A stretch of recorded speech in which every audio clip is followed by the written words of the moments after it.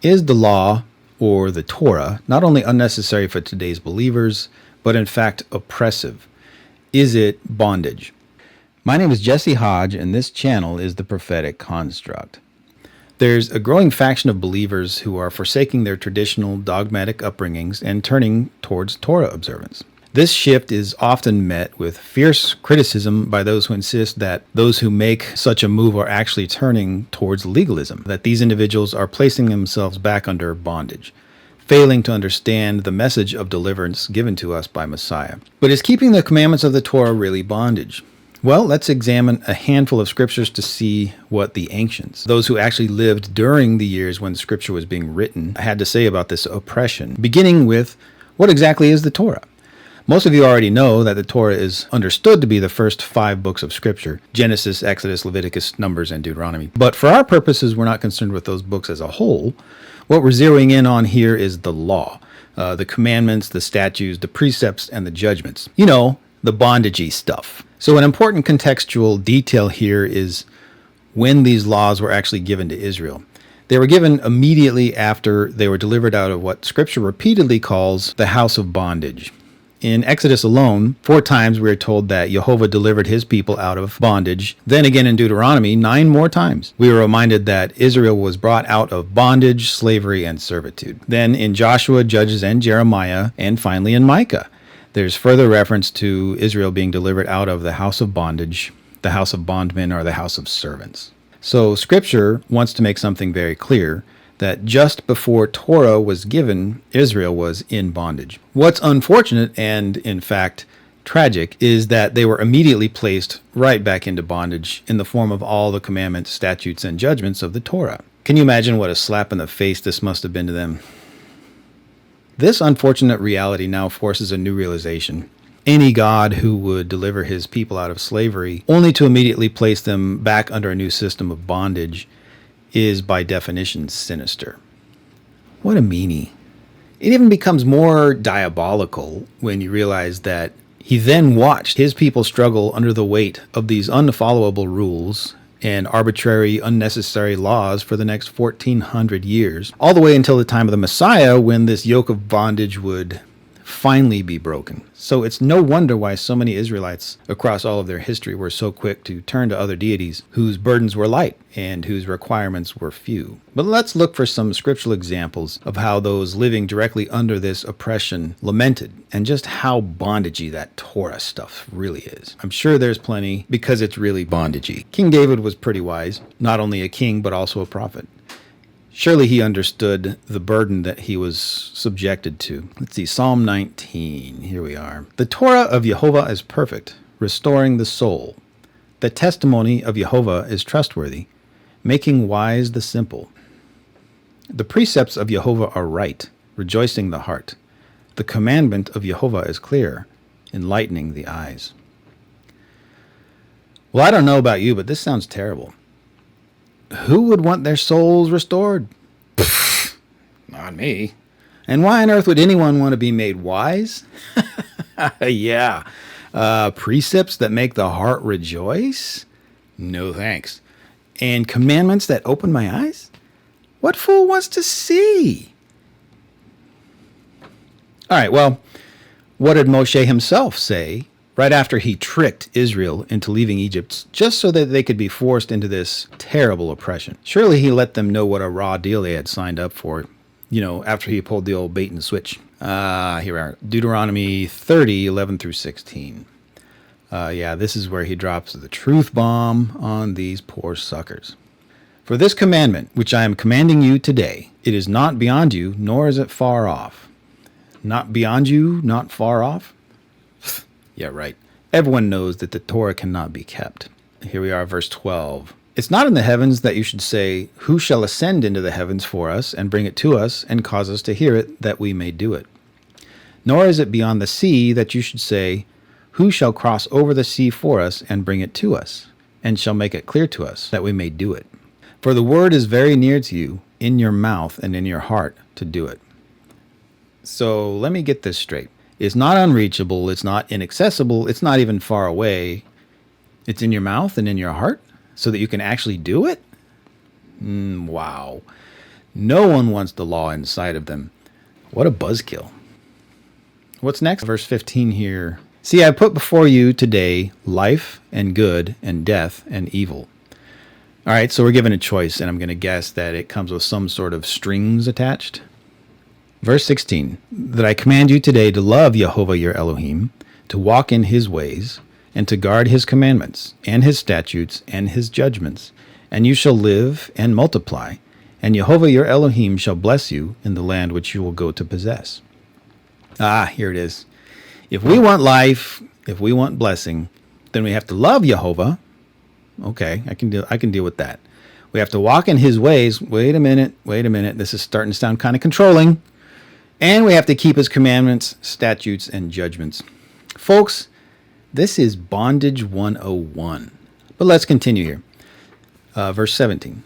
But if your heart turns away, and you do not obey, and you are led astray, and shall bow down to other Elohim and serve them, I have declared to you that you shall certainly perish. You shall not prolong your days in the land which you are possessing over the Jordan to enter and possess. I call heaven and earth as witnesses against you today. I have put before you life and death, the blessing and the curse. So choose life, that you may live, both you and your seed. Here we go again with all these conditions. If we want life, we have to obey, and if we don't, we perish? I can't believe Moshe actually told them this. I mean, wow.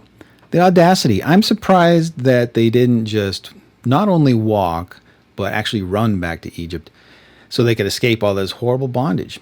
At least there they could have all the pork and lobster that they wanted. Let's see what some of these other prophets have to say about this bondage. Back to the Psalms. In 119:45, the psalmist states, And do not take the word of truth from my mouth utterly, for I have hoped in your judgments, and I will guard your Torah continually, unto eternity and forever. And I will walk in freedom, for I have sought your precepts. Look at this, folks. Here the psalmist states that he wants to guard the Torah, tamid le'olam ve'ed. This is a triple redundant statement. We have tamid, which means continually. We have le'olam, which means unto eternity, and va'ed, which literally means and eternally or unto forever. So he wants to guard Yehovah's Torah bondage continually unto eternity and forever. And then further he states that seeking his precepts lead him to walk in freedom. Did he not just read his own words one sentence earlier where he just talked about keeping the Torah forever, and now he's talking about freedom? Yeah, I don't think that can reconcile. He knows we can't have both, right? Yeah, no thanks. You can cross me off that list. I'll pass. That's way too much bondage for me. Okay, what about Jeremiah? He spoke of the Messiah and the coming deliverance from this horrible burden of Torah, correct? In chapter 30, verse 31, he wrote, Behold, the days are coming, declares Yehovah, when I will cut a new covenant with the house of Israel and with the house of Yehudah, not like the covenant I made with their fathers in the day when I took them by the hand to bring them out of the land of Egypt, or Mitzrayim. My covenant which they broke, though I was their husband, declares Yehovah. All right, here we're starting to get somewhere. We're seeing a new covenant, not like the old one made when he brought them out of Egypt, the Torah, because it was just too much bondage, obviously. So let's see what this new arrangement looks like. For this is the covenant that I will cut with the house of Israel after those days, declares Yehovah. I will put my Torah within them, and on their heart I will write it. And I shall be their Elohim, and they shall be my people. Well, that was unexpected. I will put my Torah within them, and on their heart I will write it. He internalizes it. That's worse. It's no longer something external that we can just ignore. Now it's actually inside of us, in our heart. This is starting to sound kind of familiar. Something about the word being very near in our mouths and in our hearts, that we will actually do it. Boy, Torah directly in our hearts. This sounds like it'll be impossible for us to continue breaking his law. We'll be like programmed robots without free will. What oppression. This is demoralizing. Well, let's see what Ezekiel says. 36, 26 through 27. And this passage is actually mirrored almost identically in Ezekiel 11, verses 19 through 20. And I will give you a new heart, and a new spirit I will put within you. And I will remove the heart of stone from your flesh, and I will give you a heart of flesh. And I will put my spirit within you, and I'll make it so that you can walk in my statutes and will guard my judgments and do them. All right, so this first part sounds cool. A new heart and a new spirit. I think most of us are all right with that. But hold up.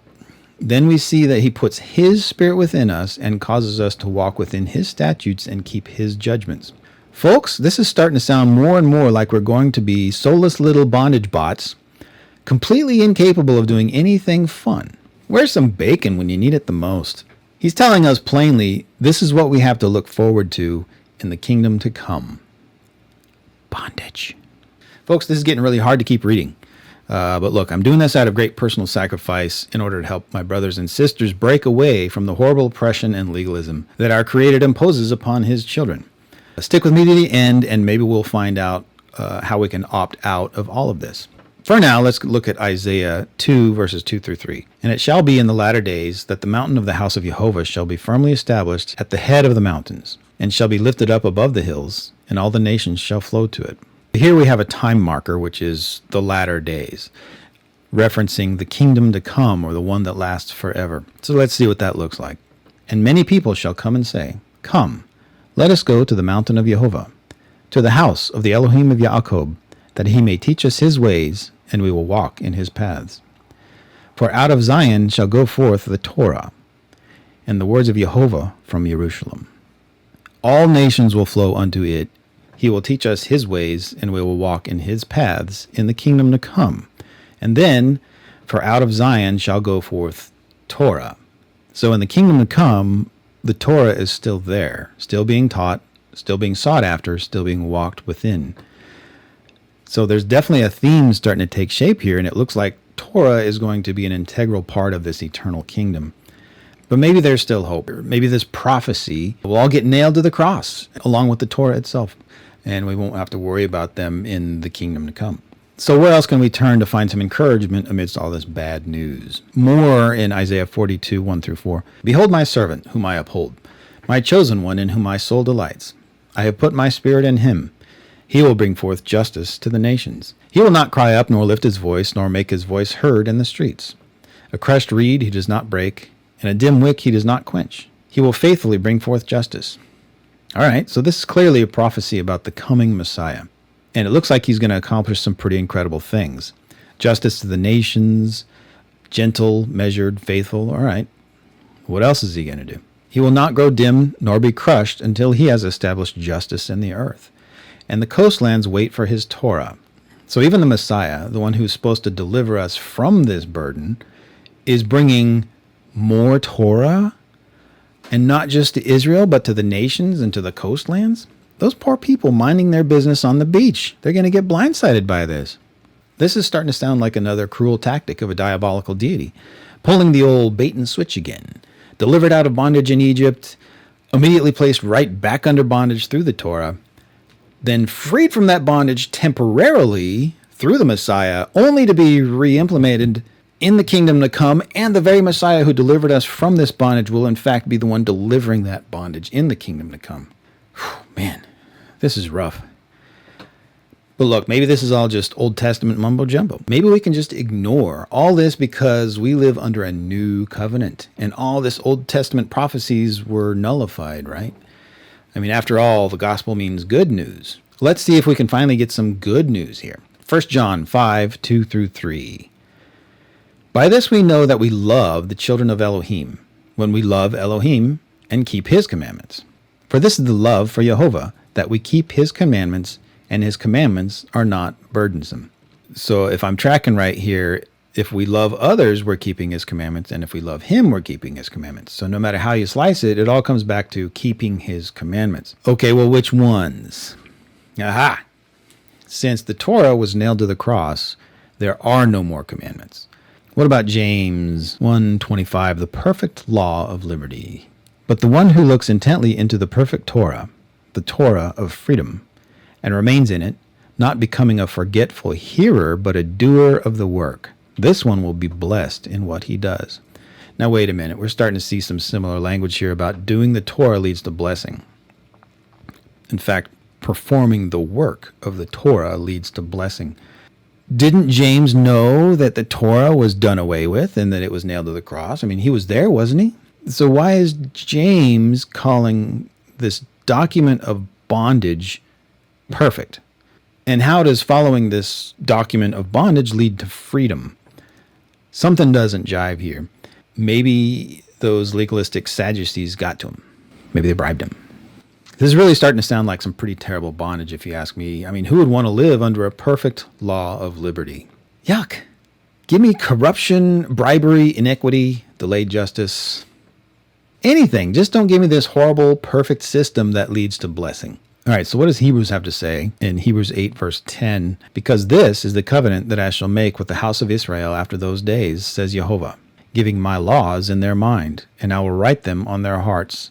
And I shall be their Elohim, and they shall be my people. And this, again, is mirrored in Hebrews 10, verses 15 through 16. And the set-apart Spirit also witnesses to us, after having said before, this is the covenant that I shall make with them after those days, says Jehovah, giving my laws into their hearts, and in their minds I shall write them. So here he quotes Jeremiah twice, both times saying the same thing.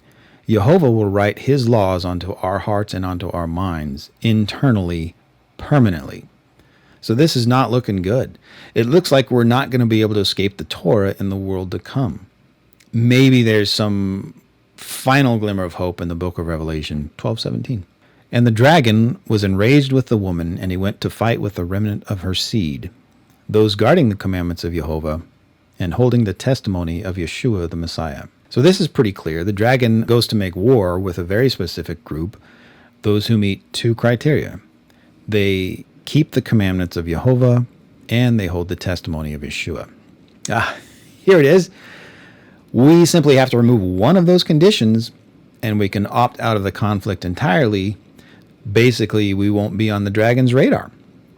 So we have to choose. Are we going to either stop keeping the commandments, the bondage, or we can abandon the testimony of Yeshua, which is grace through faith? Well, that's obviously an easy choice because grace is very, very easy. Yet obedience to the commandments is bondage. We all know that. So we can just drop the commandments and the problem solved. No more target on our back, no more war with the dragon. I think we figured it out, folks. Just stop keeping the commandments. So here's the recap. Israel is delivered out of bondage, which is slavery in Egypt, but then this turns out to be a bit of a cruel trick because immediately afterwards, they're placed right back into a new form of bondage under the rules of the Torah. So let's get this straight. Israel is forced to live under this oppressive system for 1,400 years until the Messiah finally comes to deliver us from this horrible burden, which numerous prophets all made very clear is perfect, leads to liberty, leads to freedom, leads to life, is filled with blessings, and is not a burden. But all these prophets are obviously just acting as the propaganda arm of a tyrannical deity. And just when you think there might be hope, they go on to say that in the world to come, the nations, the coastland, all we're going to be waiting for his Torah. For out of Zion shall go forth Torah. And not only that, it's going to be written on our hearts and in our minds. So if we want to opt out of this great battle at the end, the grand finale, the coup de grace, if we don't want to fight with the dragon, we just have to either forsake the testimony of Yeshua or stop keeping the commandments. But maybe this is how the dragon deceives us, and this is how you're defeated. One final question is, if you find yourself fighting against those who teach and keep the Torah, who exactly are you fighting for? My name is Jesse Hodge, and this channel is the Prophetic Construct. If this video resonated with you, please like and subscribe because there's going to be a lot more coming.